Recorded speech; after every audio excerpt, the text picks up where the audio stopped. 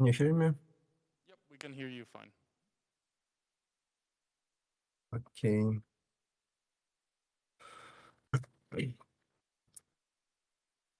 I could start, yeah. Yep, feel free to go ahead.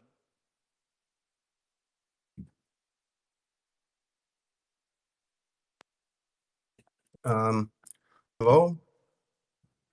My name is Eridan Domoratskiy, and my talk is about relational solver for constraint-based type inference. We know that type inference problem is connected with type checking and implementations problems. Pure relational approach to solve them is to implement a simple relational type checker and to run it with a free logic variable in the different places to solve the each of problems. In our work, we instead apply relational programming to constraint-based type inference in Hindley-Milner style. Uh, the main scheme of our approach is shown on the figure. Firstly, we infer constraints from the given term. Then we solve the infinite constraints using a relational solver. Finally, we apply substitution to get the result type. Um, as a result, the relational part of the solver mustn't deal with the source language. As a source language, we use the Llama programming language. That is a supplementary language for a compiler construction course. In Llama, we have the 5 shapes of values: integer, string, array, as expression, and closure. As expressions acts like constructors of algebraic data types, as shown on the slide. Um, since Llama is untyped language, we first reformulate own type system based on the possible shapes of values. There are simple types for integers and strings, parameterized types for containers, and parameter, parameter polymorphic types for functions. Additionally, we have explicit recursive types to support recursive data structures since there aren't type declarations in the source code. As expressions types are composition of product types and sum types, and possible specializations of function types are constrained. Um, in code constraints, we use the following syntax. First of all, any constraint is a conjunction of 0 or more atomic constraints. We have atomic constraint int of T and S that states that the type T is a container of elements of type S. Um, Atomic constraint call states that type T must be callable with the arguments of the given types, and the result of call must have the type S. Atomic constraint sex um, state that the type T must be S expression type with the given constructor. Um, Examples shown on slide. Um, to define what is satisfied constraint, we define the binary constraint and element relation in terms of natural deduction. Then the job of solver is to suggest the proper type substitution that satisfy the given constraint in empty context, or state that it doesn't exist at all. A naive relational implementation unable to state that in adequate time, so we need to specialize our relational solver for a given task using on relational optimizations. Um, as expression types are encoded in relational solver as list of constructors. Um, so a naive implementation when we check that given constructor is present in type, um, we get all possible lists of constructors that contains that contain given. I'm sorry. Since we don't care about ordering, we would like to get a single solution with the required constructor in the frontmost position. To achieve this, let's check if a term is a pre-logic variable. Um, we add new primitives that allow to distinguish between pre-logic variables and other terms. In our implementation, we use miniKanren, but this idea may be implemented in other miniKanren implementations too. Here, shall apply as substitution on the top level, since we only need to check if term is variable. As an example, consider that we need to implement relational contains predicate for sets, and we use lists to code them. A naive implementation will produce a variety of syntactically different lists with the same set of values. But with the shape checkers, we're able to stop as soon as we reach variable tail of list. When we solve a constraint, we require the type T to be a function type. But if T is a free logical variable, we don't know their set of variables here. And constraints. We assume that all possible complex function types come from relational query.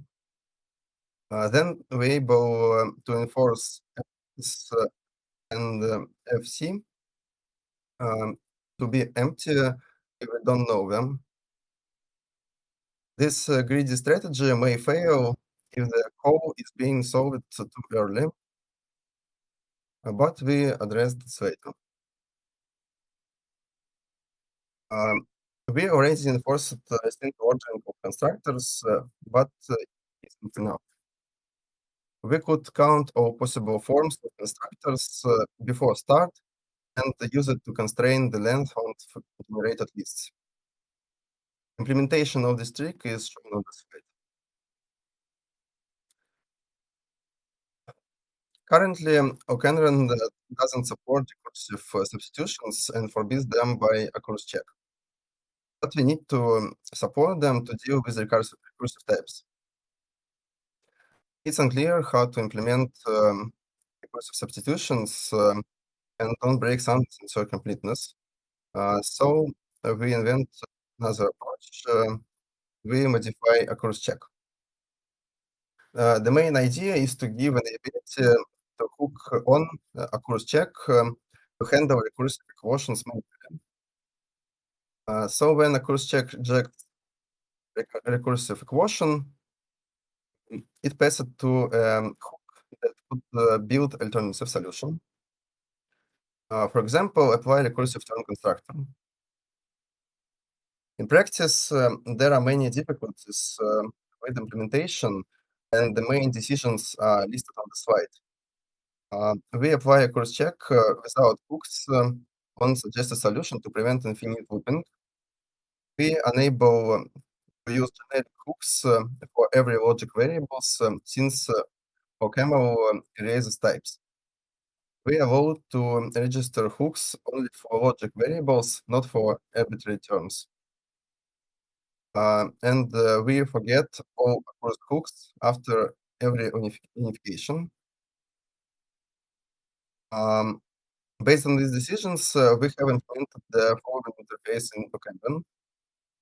The new primitive bind across hook allows to register an across hook to the given logic variable.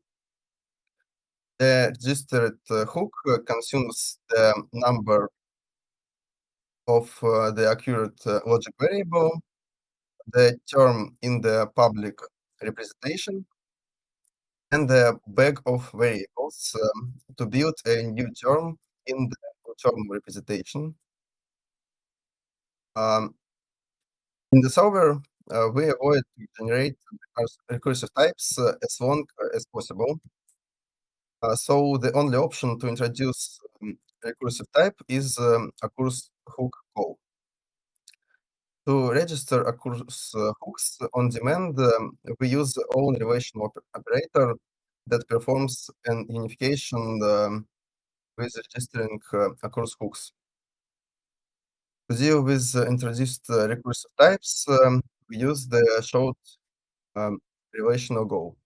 Here we check if T already has a recursive type constructor and performs the unfolding in this case. Otherwise, we don't do anything special. The next problem is that an if solving order left-right works poorly. To address it, we write the constraint entanglement implementation to support the list of all planned to solve constraints. Now we're able to provide custom ordering.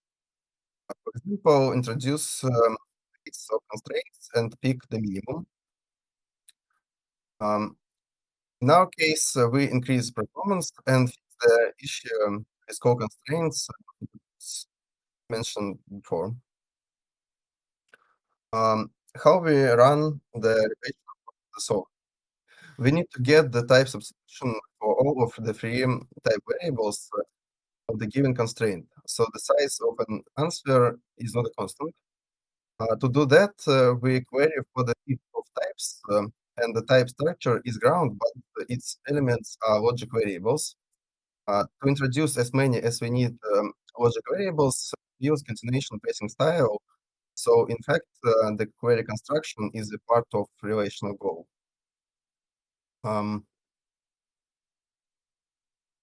Okay.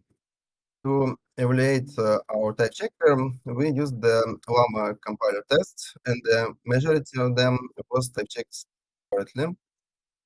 The main of discovered problems is exponential complexity of SX constraint solving. And then expected drawback is that recursive types are produced in a more long form than could be. It's shown on slide. Here we show the dependency of the elapsed time to type check from the number of the solved constraints. Time is presented in seconds with the logarithmic scale, and we can see that the one of tests elapsed about 20 seconds per type check. The problem of this test that it uses many different expressions. To show the reason, suppose that we need to solve the following constraint. On the right side, we show compressed solutions tree that produced by this constraint. So we can see that the number of branches grows exponentially of the number of SX constraints. On this slide, we show the dependency of elapsed time from the number of SX branches, and it looks like linear. Some variance is produced by another constraints. We showed that relational programming be applied for constraint-based type inference. We presented non-relational primitives that could be helpful to specialize relational solving.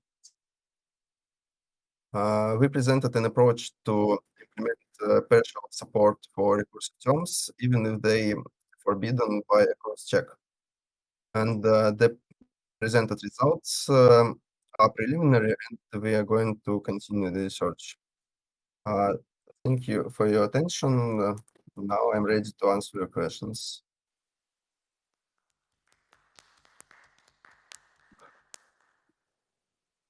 Thank you, Eridan. Does anyone have any questions? Hi. Have you tried using those like non-relational occurs check hooks in other applications like program synthesis, for example? Sorry, sound is bad. Could you repeat, please? Can you hear me? Yeah, I could hear you, but Oh, all right. Let me try asking again. So, you mentioned a couple of like non-relational forms, like for example the occurs check hook. Have you tried applying those to other applications in Kanren, like program synthesis?